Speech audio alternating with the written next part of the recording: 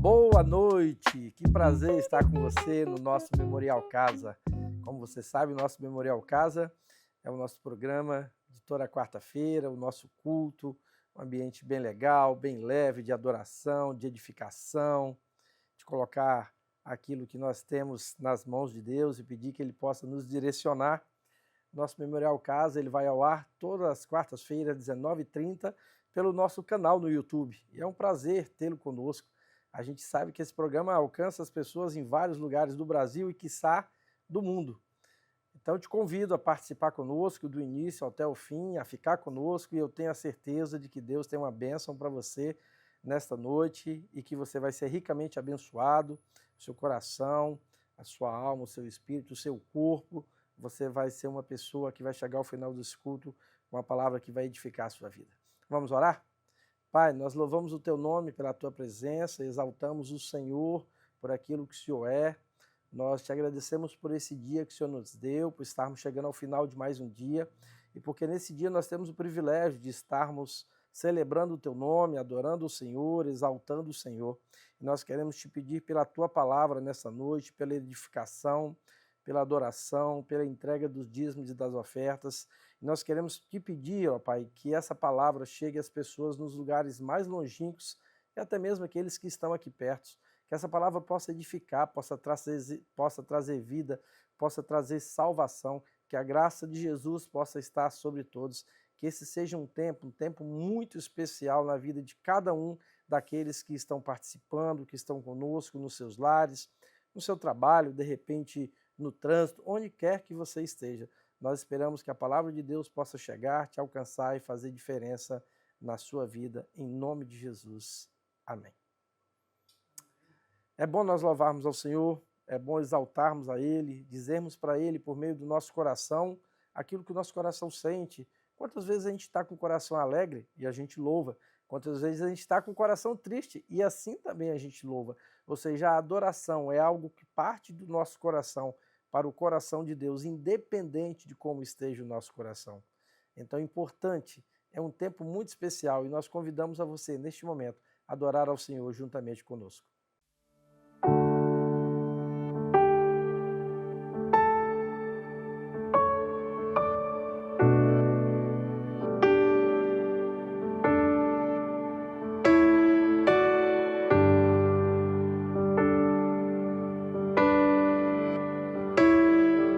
Jesus, quero declarar Teu nome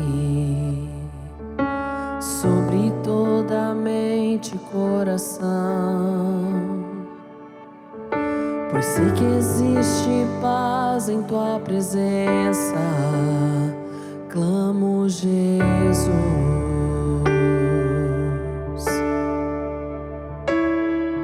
Jesus, quero declarar Teu nome, quebrando os vícios dessa geração. Declaro que há esperança e liberdade. Clamo, Jesus.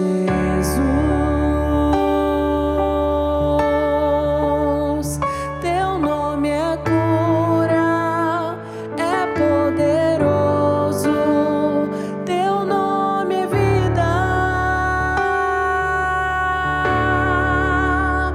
Destrói cadeias, dissipa as trevas, vem incendiar.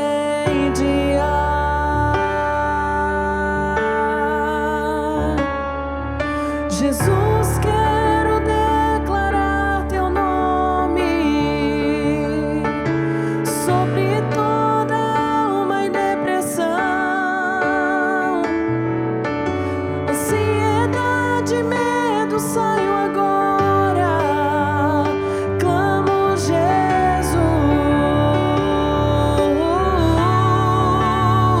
Teu nome é cura, é poderoso. Teu nome é vida. Destrói cadeias, dissipa as trevas,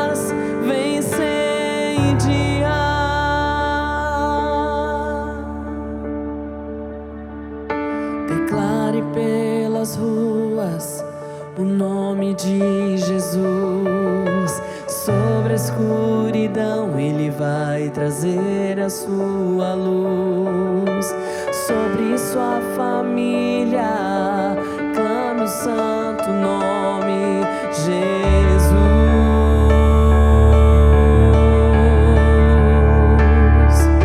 Declare pelas ruas o nome de Jesus. Sobre a escuridão Ele vai trazer a sua luz. Sobre sua família, clame o santo nome Jesus.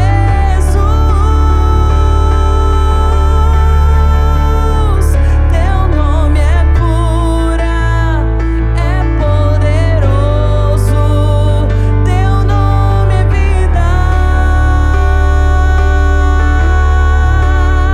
Destrói cadeias, dissipa as trevas, vence incendiar. Teu nome é cura, é poderoso. Teu nome é vida. Destrói cadeias, dissipa as trevas, vem incendiar.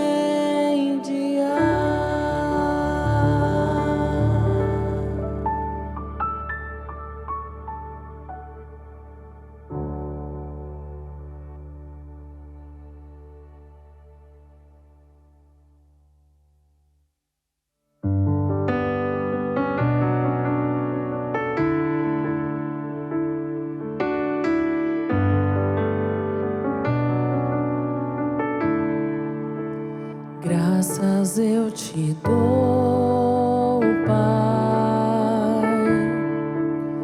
pelo preço que pagou, sacrifício de amor que me comprou, ungido do Senhor, pelos cravos em suas mãos.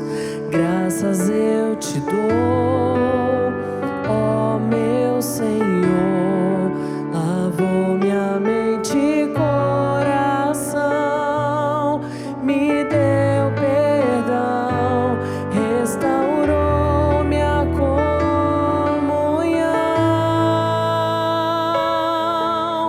Digno é o Senhor,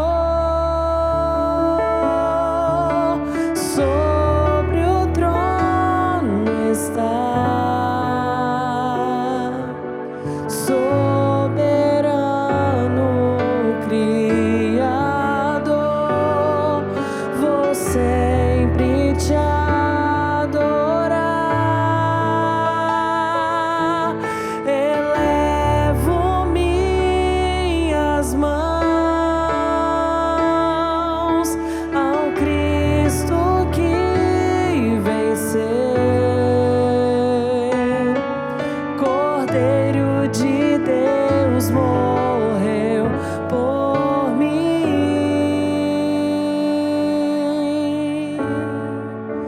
mas ressuscitou.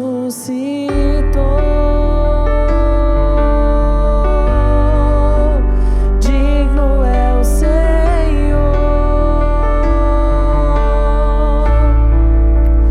pelos cravos em suas mãos.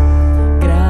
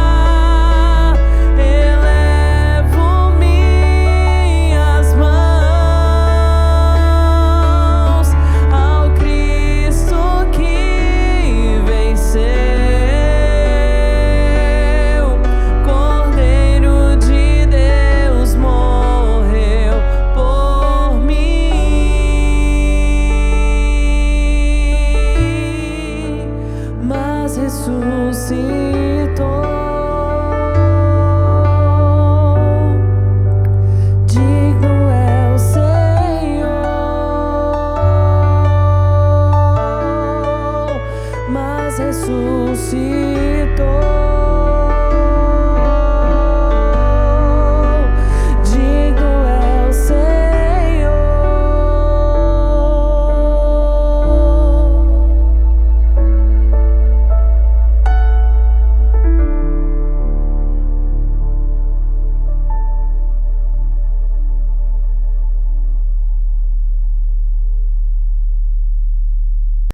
Após esse tempo de adoração, esse tempo de celebração, eu te convido a entregar a sua fidelidade a Deus. Um tempo de dízimo, de ofertas, um tempo que você pode agradecer a Deus por aquilo que Deus tem derramado sobre a sua vida. O dízimos e ofertas não significa uma troca, não é um câmbio, não é uma devolução daquilo que Deus te deu, mas é uma gratidão, é uma expressão da gratidão da sua vida para com Deus por aquilo que Deus tem dado a você, a sua família, no seu trabalho, no seu sustento. E eu gostaria de te convidar esse tempo a estar ofertando, estar entregando os seus dízimos e as suas ofertas para o sustento da obra do Senhor.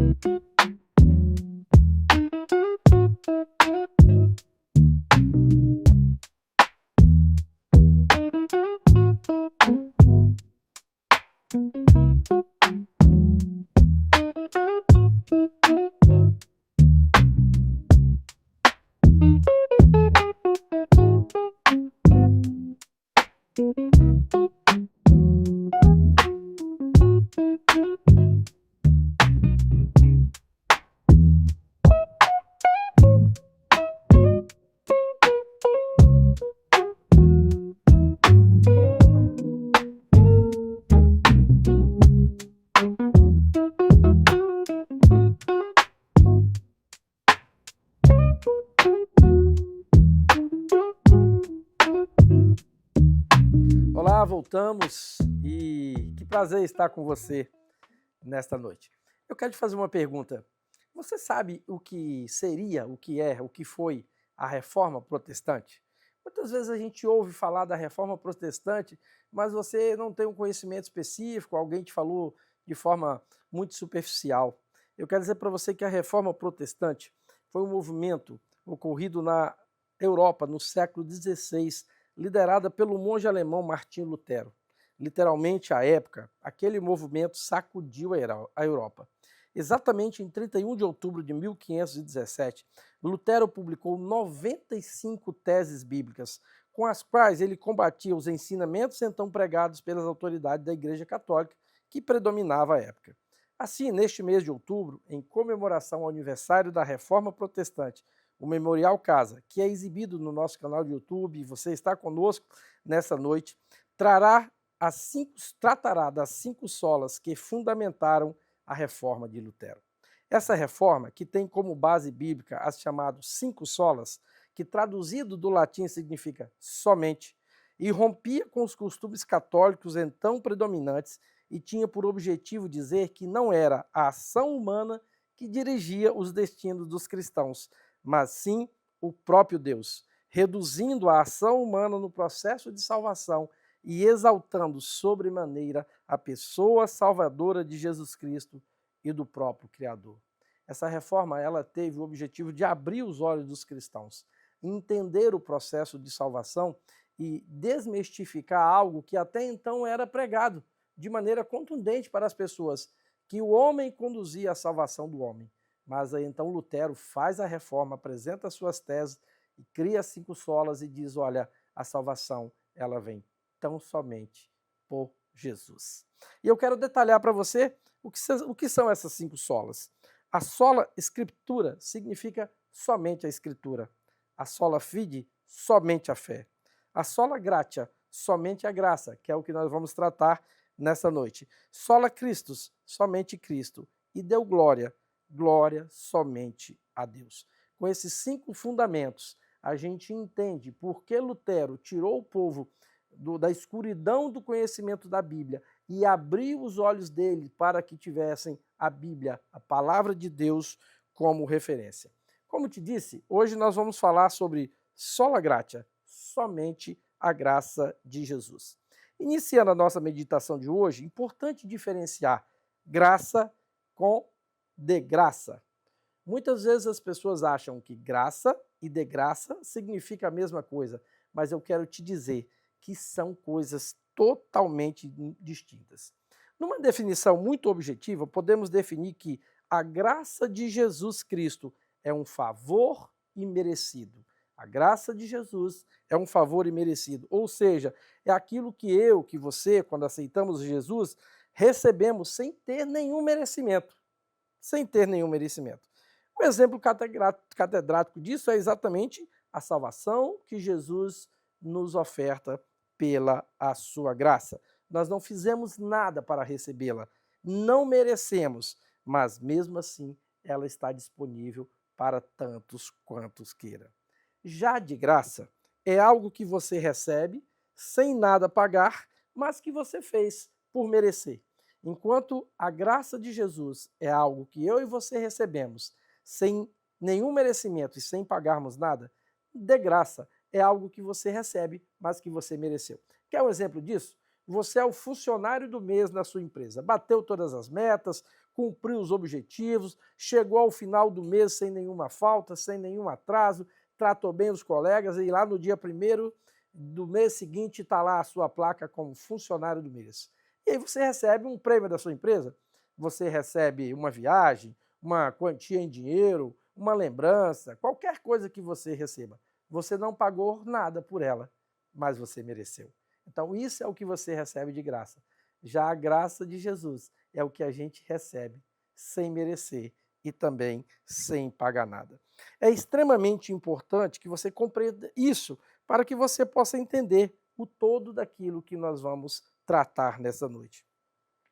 Quero ler um texto bíblico com vocês, que se encontra na Epístola de Efésios, no capítulo 2, no versículo 5, que diz o seguinte, que quando estávamos espiritualmente mortos por causa da nossa desobediência, Ele nos trouxe para a vida que temos em união com Cristo. Pela graça de Deus, nós somos salvos. Este versículo nos traz algumas lições assim poderosas que precisamos entender para que possamos dar o valor devido à salvação de Jesus em nosso favor. A primeira lição que esse texto nos traz é que antes de conhecermos a Jesus, nós estávamos espiritualmente mortos. Você já pensou nisso? O que é estar espiritualmente morto? É você estar respirando, é você estar andando, você comendo, trabalhando, dormindo, mas você não tem nenhuma conexão com Jesus Cristo. Isso é um ser humano espiritualmente morto. A segunda lição que esse texto nos traz é que a desobediência é a causa da nossa morte espiritual. Mas desobediência a quem, Adão? Desobediência a Deus e a sua palavra. E a terceira lição é que a graça de Cristo que nos trouxe a vida e para uma vida de união com o próprio Cristo. Ou seja, estávamos mortos por meio da nossa desobediência, mas a graça de Jesus nos traz vida. E a Bíblia diz que Jesus diz que é uma vida com Ele próprio.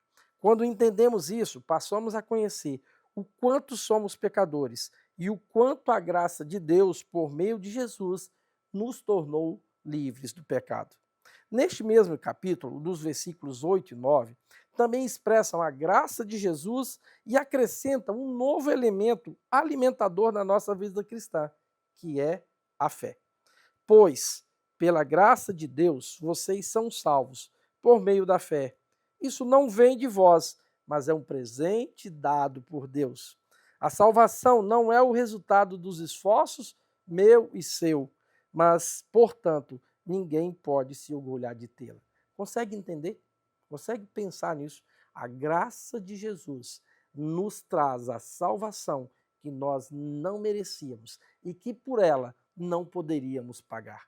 Isso é poderoso porque isso é um ato de Jesus ao qual nós submetemos.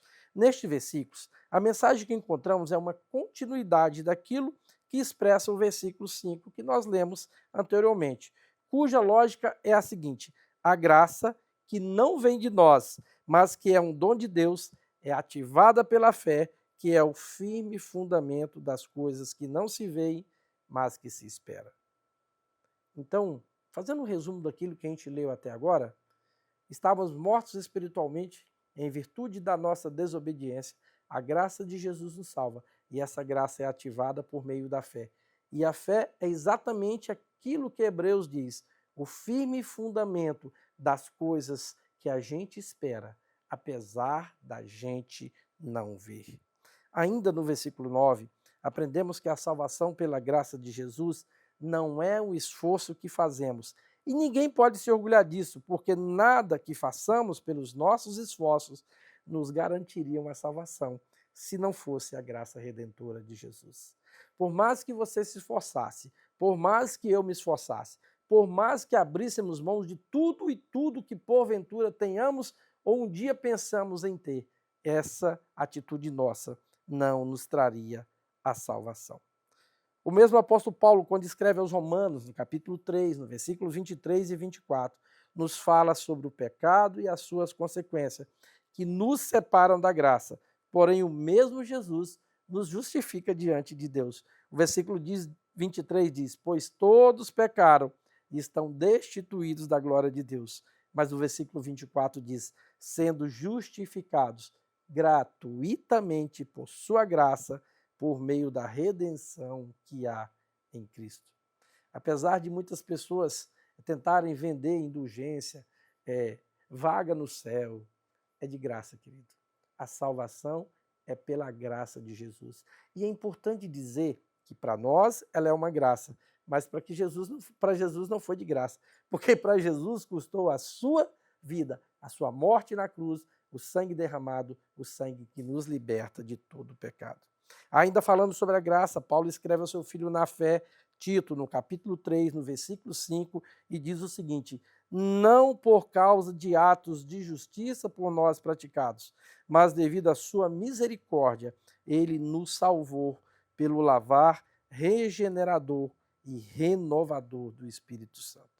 Quero lhe pedir que você pare um pouquinho e pense comigo o seguinte, o que eu e você, pelos nossos esforços, ou atos de justiça poderíamos fazer para sermos salvos? E eu tenho a resposta. Exatamente nada. Nenhum esforço humano, nenhuma ação humana seria suficiente para nos salvar, porque a salvação ela vem de encontro a nós por meio de Jesus.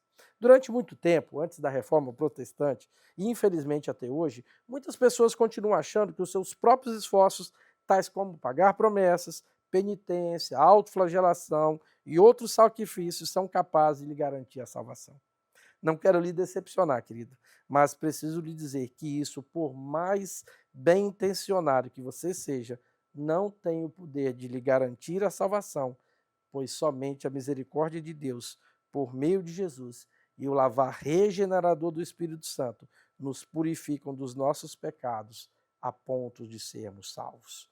Porque os nossos esforços, por maiores que sejam, não são capazes de limpar e perdoar os nossos pecados. Somente a graça de Jesus perdoa os nossos pecados e nos garante o passaporte para o céu. Por último, quero destacar o que relata a segunda epístola de Paulo ao Timóteo, no capítulo 1, no versículo 9, assim escrito, quando Paulo fala do poder de Deus. Ele diz que o poder de Deus, que nos salvou e nos chamou com uma santa vocação, não em virtude das nossas obras, mas por causa da sua própria determinação e graça. Essa graça nos foi dada em Cristo Jesus desde os tempos eternos. Ou seja, as nossas obras, as nossas ações, por melhores que sejam, mais uma vez eu quero lhe dizer que não são suficientes para nos garantir a salvação. Perceba que Paulo é taxativo ao afirmar que não são as nossas obras que nos salvam, mas a graça de Jesus. É muito importante destacar porque se fôssemos salvos pelas nossas obras, aqueles que têm posses, recursos, dinheiro, bens, propriedade, patrimônio, teriam mais chance de serem salvos em detrimento daqueles que não têm. Mas não é assim.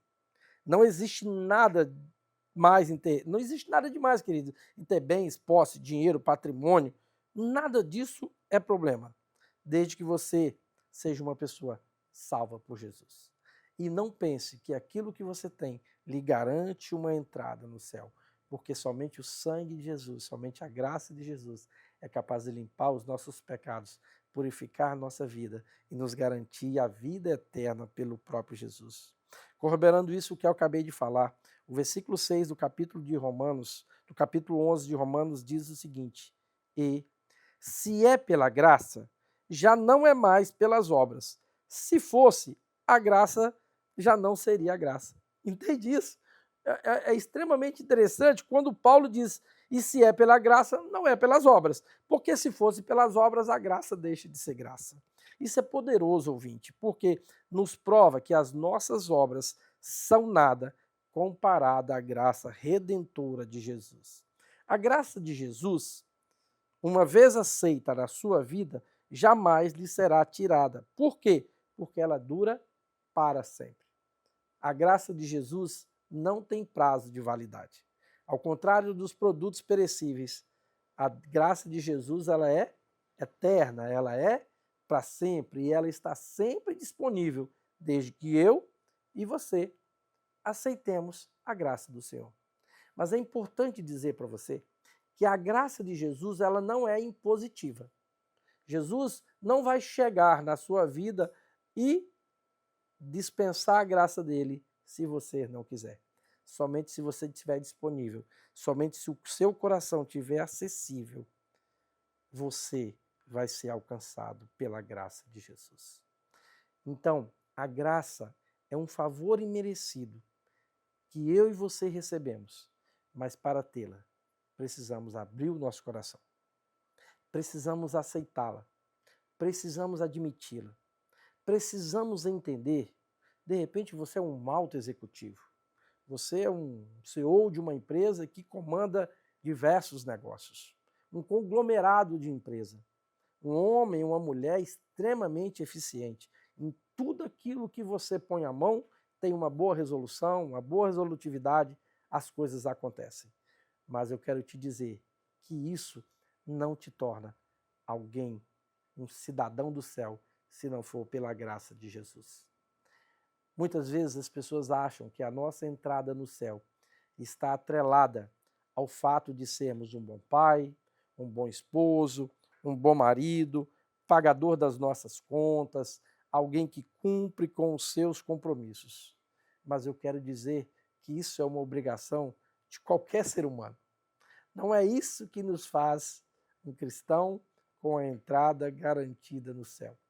Porque se nós formos tudo isso e se não tivermos Jesus no nosso coração, se a graça salvadora, redentora de Jesus não dominar a minha vida, se a graça de Jesus não for aquilo que direciona o meu agir, o meu falar, o meu existir, o meu pensar, isso nada vai ter efeito se eu não tiver a graça de Jesus sobre a minha vida.